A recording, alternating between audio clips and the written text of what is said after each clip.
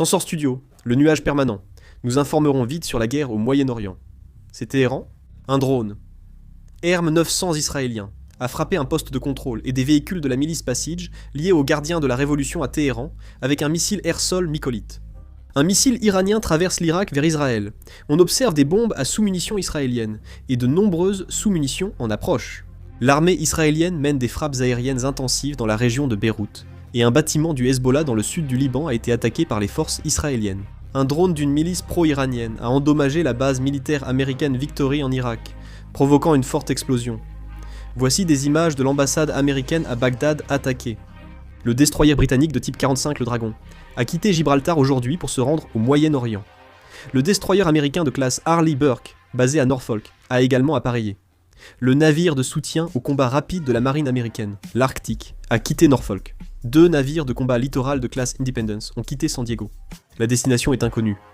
Un navire de transport de véhicules de classe Watson de la marine américaine a quitté Norfolk, en Virginie. La destination est inconnue. Un navire de commandement amphibie de classe Blue Ridge de la marine américaine a quitté l'Espagne et se dirige vers le Moyen-Orient. Le porte-avions américain Ford a annoncé qu'il se retirerait de la mer Rouge pour se replier sur l'île de Crète, en Grèce, en raison d'un incendie survenu dans la buanderie et d'autres raisons. En conséquence, le porte-avions Lincoln des États-Unis s'est également replié vers le port de Salalah à Oman, et maintenant le Ford s'est également retiré. L'Iran a déclaré qu'il réagirait à l'assassinat de Larijani. Ali Larijani, qui a été assassiné hier, avait récemment mené des rassemblements pro-gouvernementaux, affichant ainsi sa force. Il a été confirmé que, le 13 mars, un agent du Mossad était juste derrière Ali Larijani sur une photo, le surveillant avec un masque. La télévision d'État iranienne et le Conseil suprême de sécurité nationale annoncent l'assassinat d'Ali Larijani, de son fils Morteza, et d'un proche collaborateur.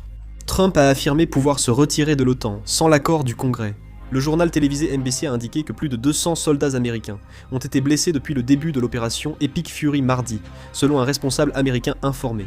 Selon ce reportage, plus de 180 sont retournés au service, tandis que 9 restent gravement blessés.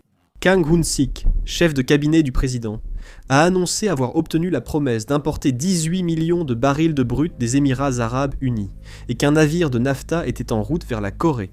Anthony Albanese, Premier ministre australien, a annoncé qu'un projectile iranien était tombé près du commandement militaire australien au Moyen-Orient, sans faire de victimes. Le président Volodymyr Zelensky a annoncé mardi l'envoi de plus de 200 experts ukrainiens en défense aérienne au Moyen-Orient, après des attaques de drones iraniens contre des voisins arabes.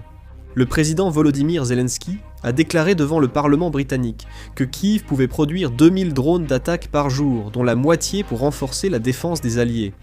La Banque centrale des Émirats arabes unis a approuvé des mesures pour renforcer la stabilité du secteur bancaire national. La Banque centrale des Émirats arabes unis a déclaré que le montant total de la liquidité détenue par les banques émiraties auprès des autorités de régulation financière, ainsi que les actifs nets disponibles pour les opérations de la Banque centrale, s'élève à environ 250 milliards de dollars. La Russie a accusé les États-Unis d'avoir attaqué la région proche de la centrale nucléaire de Bushehr en Iran et les a condamnés. Le ministre des Affaires étrangères danois a affirmé que l'Europe, bien que n'appuyant pas la guerre des États-Unis et d'Israël contre l'Iran, doit coopérer pour assurer la liberté de navigation dans le détroit d'Ormuz.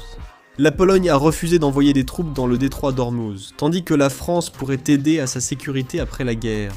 L'Allemagne a déclaré que l'instabilité en Iran n'est pas bonne pour nous, et qu'il n'est pas possible de résoudre la situation actuelle uniquement par des moyens militaires. La ministre qatari Mariam Al-Misnad et le ministre libanais Hector Hajar ont évoqué la situation humanitaire au Liban suite aux attaques israéliennes. Ataoulia Tarar, ministre de l'information du Pakistan, a affirmé à Al Jazeera le rôle clé du Pakistan comme partenaire régional engagé pour la stabilité diplomatique au Moyen-Orient. Le ministre du pétrole irakien a annoncé la reprise des exportations de pétrole depuis le terminal maritime turc de Seyhan mercredi à 10h. Quelle en est la raison ? Il a affirmé que les autres pays ne seraient pas impliqués dans la guerre avec l'Iran. Le chef de la diplomatie de l'Union européenne a annoncé que l'UE, avec ses 27 membres, a refusé la demande du président Trump d'envoyer des navires de guerre dans le détroit d'Ormuz. Dès que j'aurai d'autres nouvelles, je ferai une vidéo en ligne. Merci, la vidéo se termine ici.